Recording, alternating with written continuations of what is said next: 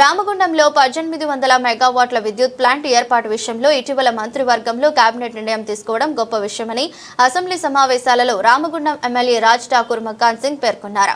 అయితే ఇందుకోసం CM Revanth Reddy, deputy CM బట్టి విక్రమార్క ఈ ప్రాంతానికి వీలైనంత తొందరగా వచ్చి ప్లాంట్ ఏర్పాటుకు సంబంధించి శంకుస్థాపన చేయాలని కోరారు. తద్వారా ఈ ప్రాంతంలో అర్హత కలిగిన యువతకు ఉపాధి కల్పించే అవకాశం ఉందని పేర్కొన్నారు. శ్రీ రాజ్ ఠాకూర్ ధన్యవాదాలు అధ్యక్ష. ప్రధానంగా రాష్ట్ర ముఖ్యమంత్రి గారికి, బట్టన్న గారికి, మంత్రివర్గ సభ్యులకు ధన్యవాదాలు అధ్యక్ష. రామగుండంలో 1x800 పవర్ ప్లాంట్ కడతామని కేబినెట్ నిర్ణయం తీసుకోవడం చాలా గొప్ప విషయం. వారికి ప్రత్యేకంగా ధన్యవాదాలు. అయితే దాన్ని త్వరితగతిగా అక్కడ శంకుస్థాపన చేయడానికి రావాల్సిందిగా వారిని కోరుతా ఉన్నా అధ్యక్ష. దాంతోపాటు ప్రధానంగా 2 అంశాలు అధ్యక్ష, సమయం ఇవ్వాలి. ముఖ్యంగా మా దగ్గర విశ్వబ్రాహ్మణులు చాలామంది ఉంటారు అధ్యక్ష. విశ్వబ్రాహ్మణుల సమస్య ఇది రాష్ట్ర వ్యాప్తంగా ఉన్న సమస్య. వాళ్ళు 50 సంవత్సరాల వరకు సూక్ష్మంగా పనిచేసేటువంటి ఒక వృత్తి.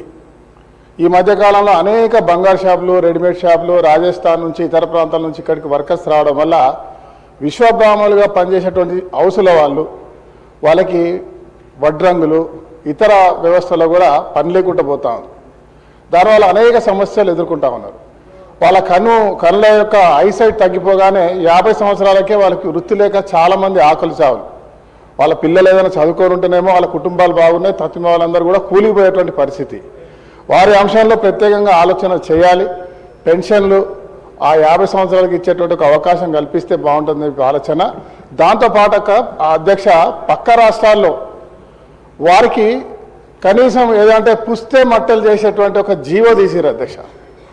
అలాంటి కార్యాచరణ మా రాష్ట్ర ప్రభుత్వం కూడా తీసుకొని ఇస్తే ఆ విశ్వబ్రాహ్మణులకు నిజమైనటువంటి ఒక జీవితాన్ని ఇచ్చినట్టు ఉంటుందని చెప్పి నేను కోరుతా ఉన్నా.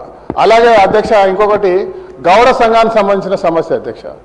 రామగుండం నియోజకవర్గంలో ఎటు చూసినా ప్రభుత్వ రంగ భూములు ఉంటాయి. ఎన్టీపీసీయో, లేకుంటే సింగరేణియో, లేకుంటే జెన్కోనో, లేకుంటే కేశవరామో, ప్రభుత్వానికి సంబంధించిన ఎక్కడ కూడా భూములు లేవు. ఉన్నకాడికి అన్ని ప్రభుత్వాలు ఇండస్ట్రీస్ కొరకు తీసుకోవడం జరిగింది.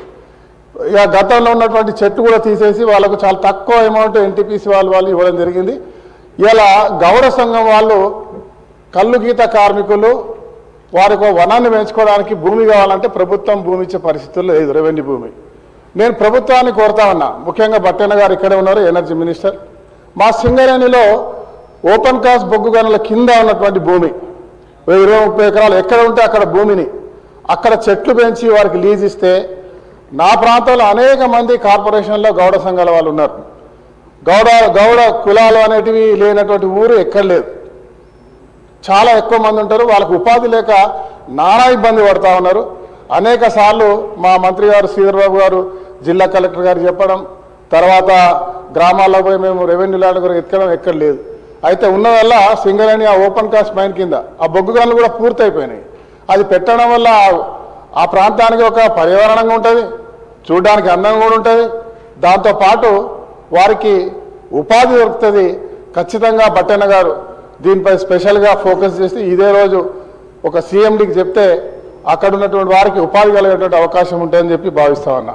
అదే మాదిరి అధ్యక్ష, నిన్న మొన్న చిన్నది సింగరేణి సమస్య అధ్యక్ష. ఇవాళ ప్రభుత్వం చాలా స్పష్టంగా ఉంది. కార్మికులకు ఇవాళ బోనస్ పెంచడం, కాంట్రాక్ట్ కార్మికులు లేరని చెప్పినటువంటి వారికి ఇలా 500 రూపాయలు అడిషనల్గా వేస్తూ వాళ్ళకు కూడా లాభాల బాటలు ఇవ్వడం.